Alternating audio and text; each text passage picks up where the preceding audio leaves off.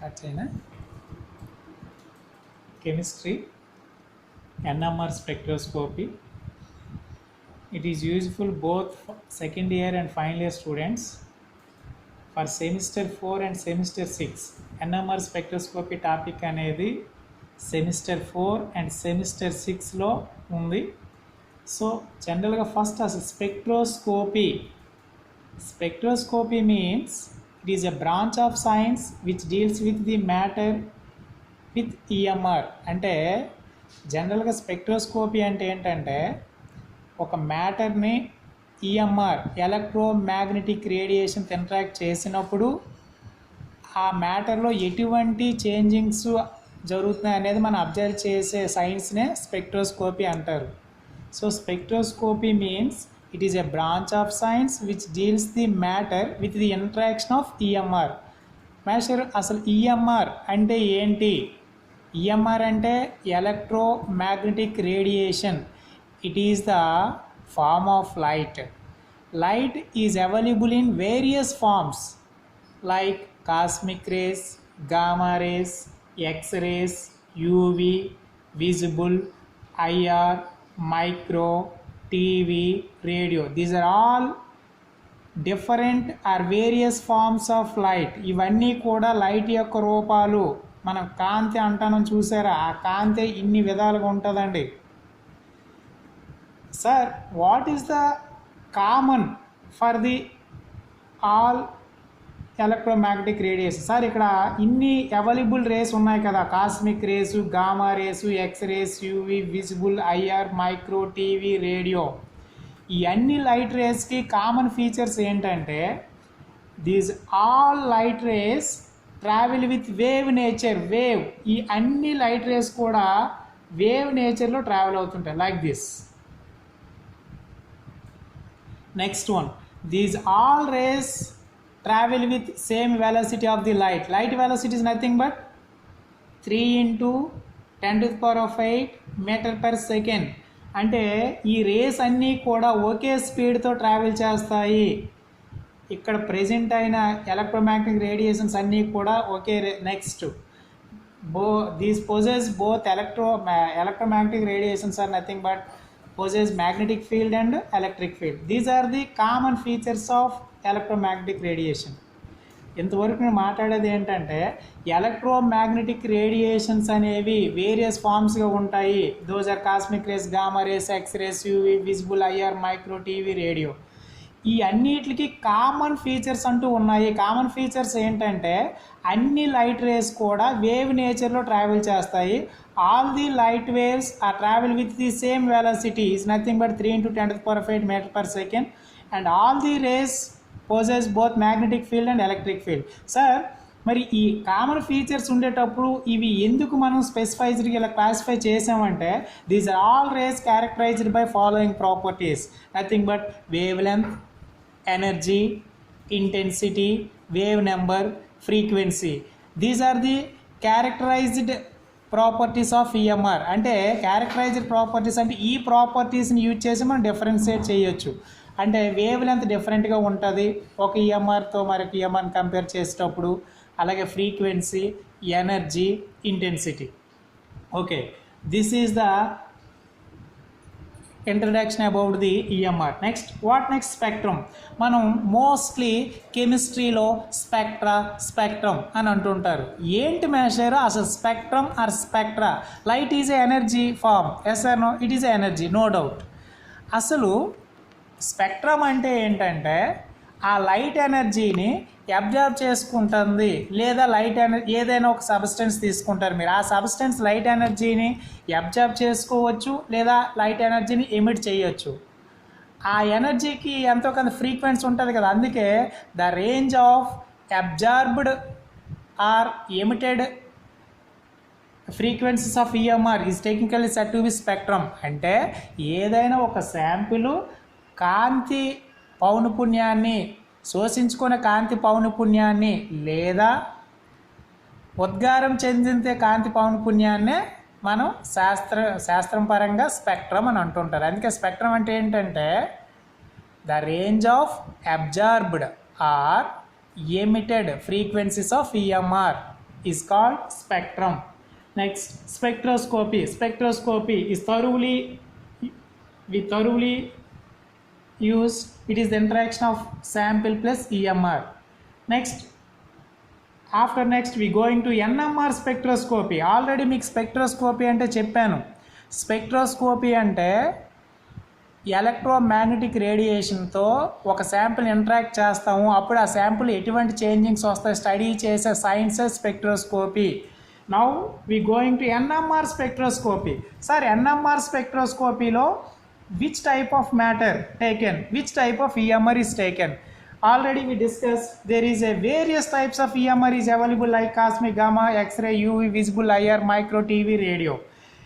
Where is coming to NMR spectroscopy, we take a only spin active sample. Spin active sample మాత్రమే మీరు తీసుకోవాలి. All samples are not allowed. Spin active sample for EMR, radio frequency EMR used. NMR spectroscopy అనగానే మీరు రెండు thing చేయాలి. ఒకటి spin active sample, second one radio frequency EMR. ఆ రెండింటి మధ్య ఇంటరాక్షన్ మనం ఆలోచిస్తాం. Notation of an element. ఒక ఎలిమెంట్ నోటేషన్ జనరల్ కెమిస్ట్రీ పరంగా మనం ఎలా ఇండికేట్ చేస్తాం? ZXA. Z అంటే atomic number or number of protons, X అంటే ఎలిమెంట్, A అంటే మాస్ నెంబర్. న్యూక్లియన్స్ అంటే the fundamental particles which are present in nucleus, those are called nucleons. Protons plus neutrons are present in nucleons, so those are called nucleons. Number of neutrons formula N equals to A minus Z. A అంటే mass number, Z అంటే protons or atomic number. So finally మనం ఏం think చేస్తున్నాం అంటే NMR స్పెక్ట్రోస్కోపీలో శాంపుల్కి EMRకి interact చేస్తాము. శాంపుల్కి EMRకి interact చేసేటప్పుడు ఎటువంటి sample we take up అంటే స్పిన్ యాక్టివ్ శాంపుల్ తీసుకోవాలి. EMRకి వచ్చేసరికి రేడియో ఫ్రీక్వెన్సీ EMR తీసుకోవాలి. That is the fundamental concept about NMR or spectroscopy. Next మన మార్క్స్ ఓరియంటేషన్కి వచ్చేసరికి ఇందులో వస్తున్న ఫ్రీక్వెంట్ ఎస్ఐ question principle of NMR spectroscopy. NMR ప్రిన్సిపల్ని మనం 2 అప్రోచింగ్స్లో డీల్ చేస్తాం. First one is quantum approaching, second one is classical approaching.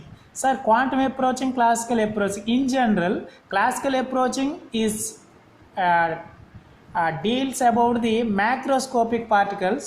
Quantum approaching deals about the microscopic particles. Microscopic particles are nothing but protons, neutrons, electrons, like that. So thoroughly we used quantum approaching of NMR principle. ఇది ఎక్కువగా మీకు SI క్వశ్చన్లో వస్తున్నది. Principle of NMR spectroscopy. NMR స్పెక్ట్రోస్కోపీని 2 approaches ఉంటాయి, quantum approaching, classical approaching. Quantum approaching thoroughly used to microscopic particles. Sir quantum approaching of NMR principle. Sir NMR principle అంటే మనం ఎలా డీల్ చేయాలి అంటే NMR సిగ్నల్ ఎలా రైజ్ అవుతుంది అనేది మాత్రం మనం మాట్లాడుతుంటారు.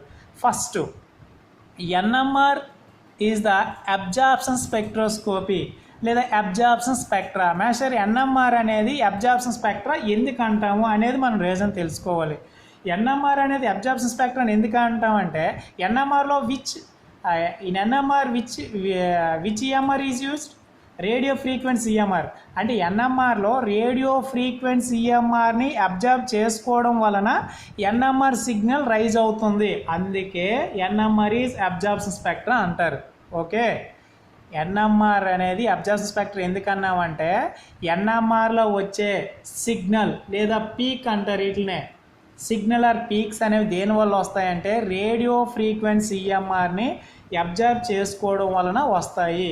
అందుకు NMR is absorption spectra. Next NMR already we discussed about it deals the interaction of spin active nuclear and radio EMR.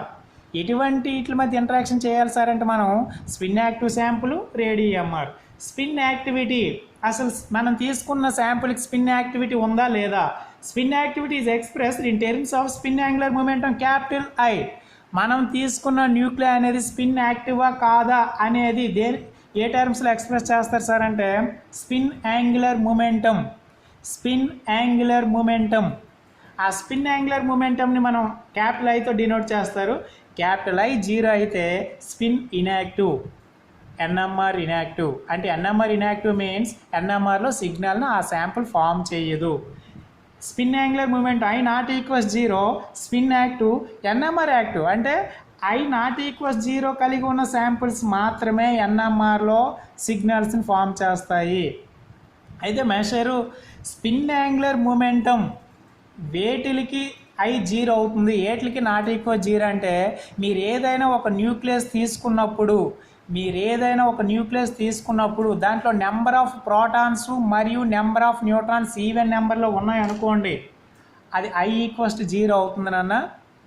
అలాగే నెంబర్ ఆఫ్ ప్రోటాన్స్ ఆడు, నెంబర్ ఆఫ్ న్యూట్రాన్స్ ఆడు, అది ఐ నాట్ ఈక్వల్ 0. లేదా ఏదైనా protons odd neutrons even or vice versa I not equal 0. అంటే ఇప్పుడు for example just we take the 6C12 nuclei, 6C12, here proton 6, number of neutrons formula A minus Z, A అంటే 12 ఇక్కడ 12 minus 6, P6 N6 both are even, proton 6 neutron 6 అంటే I equals 0. అందుకే NMR inactive అంటారు ఆ న్యూక్లియర్ని. అలా కాకుండా 6C13 ఇయర్ proton 6, number of neutrons 13 minus 6 7, protons even number, neutrons odd number. So NMR active, I not equals 0. ఇది ఐ గురించి spin angular momentum. Once again ఎన్ఎంఆర్ని అబ్జార్ప్షన్ స్పెక్ట్రా అని ఎందుకన్నామంటే ఎన్ఎంఆర్లో రేడియో ఫ్రీక్వెన్సీ ఈఎంఆర్ని అబ్జార్ప్షన్ చేసుకోవడం వలన ఎన్ఎంఆర్ సిగ్నల్ రైజ్ అవుతుంది. అందుకే NMR is the absorption spectra. Which type of sample is used in NMR is nothing but spin active nuclear sample is taken. Spin active nuclei, it is expressed in terms of spin angular momentum which is denoted by capital I. I equals to 0, NMR inactive. I not equals 0, NMR active. Okay, next, just we have to imagine which fundamental particles are present in nucleus. న్యూక్లియస్లో ఏ particles ఉంటాయంటే protons plus neutrons. But we thoroughly consider about protons because of while the neutrons are no charge. About protons are positive charged particles and also involve self rotation around the nucleus. Nana nucleus లో 2 particles ఉంటాయి, protons plus neutrons. కానీ దీంట్లో న్యూట్రాన్స్కి no charge ఉండదు, only protons possess positive charge. These protons possess positive charge and also involve in self rotation around the nuclear axis. ఈ protons అనేవి nuclear axis చుట్టూ తిరుగుతుంటాయి. ఎప్పుడైతే charged particles which are involve in rotation around the nuclear axis, those can be produce magnetic field. మనకి science పరంగా ఏవి magnetic ఫీల్డ్ని produce చేస్తాయంటే చార్జ్డ్ పార్టికల్స్ మూమెంట్లో ఉన్నప్పుడు మనకి మ్యాగ్నెటిక్ ఫీల్డ్ ప్రొడ్యూస్ చేస్తాయి. ఆ మ్యాగ్నెటిక్ ఫీల్డ్ని మెజర్ చేయడానికి మనం ఏ టర్మ్ యూజ్ చేస్తాం సార్ అంటే magnetic momentum mu. Magnetic momentum mu formula √I × I+1 GN × βN. For example ఈ ఫార్ములా మీరు చూసినట్లయితే where I equal to spin angular momentum, if I equals to 0 then చూడండి I ఈక్వల్ 0 అంటే మ్యూ కూడా 0 అవుతుంది. మ్యాథమెటికల్గా మీరు అబ్జర్వ్ చేస్తే I ఈక్వల్ 0 అయినప్పుడు 0 ఏంటి anything 0, NMR inactive. I not equal 0, mu not equal 0, NMR active. Where βN అంటే nuclear magneton finds and formula EH/4πm. C అంటే charge of proton, H already well known that Planck's constant, 4πm mass of the proton, C అంటే light velocity. Totally simplified, this value is 5.05 × 10⁻27 joule per Tesla. GN, land splitting factor. It is broadly discussed about GN in ESR spectroscopy. Okay. Next. ఇప్పుడు మనం let us assume a nuclei which contains 5 protons. ఒక 5 protons ఉన్నటువంటి isolated న్యూక్లియైని మీరు assume చేయండి. Sir మనం ఎందుకు nucleus పైనే కంప్లీట్గా ఫోకస్ చేస్తున్నామంటే మనం స్టడీ చేస్తున్నది NMR స్పెక్ట్రోస్కోపీ. న్యూక్లియస్ అనగానే we thoroughly about protons and neutrons. Neutrons are no charge, so that's we finally take that protons. Isolate, just we have to take in a nuclei which contains 5 protons. 5 protons on a nuclei మనం తీసుకున్నాం. In absence of magnetic field, అంటే ఎటువంటి external magnetic field apply చేయలేదు. In absence of magnetic field, all the 5 protons have same energy, no doubt. మనం ఒక న్యూక్లియలో ఉన్న protons అనేవి in absence of magnetic ఫీల్డ్లో సేమ్ ఎనర్జీ ఉంటాయి and random and move in random directions. అంటే మనం ఒక న్యూక్లియర్కి మ్యాగ్నెటిక్ ఫీల్డ్ అప్లై చేయకపోయినప్పుడు అందులో ఎన్ని ప్రోటాన్స్ అయితే ఉంటాయో అన్ని ప్రోటాన్స్ కూడా సేమ్ ఎనర్జీలో ఉంటాయి, ర్యాండమ్గా మూవ్ అవుతాయి. This state is nothing but degeneracy of nuclei. Degeneracy of nuclei. This is degeneracy of nuclei. Degeneracy of nuclei means in absence of magnetic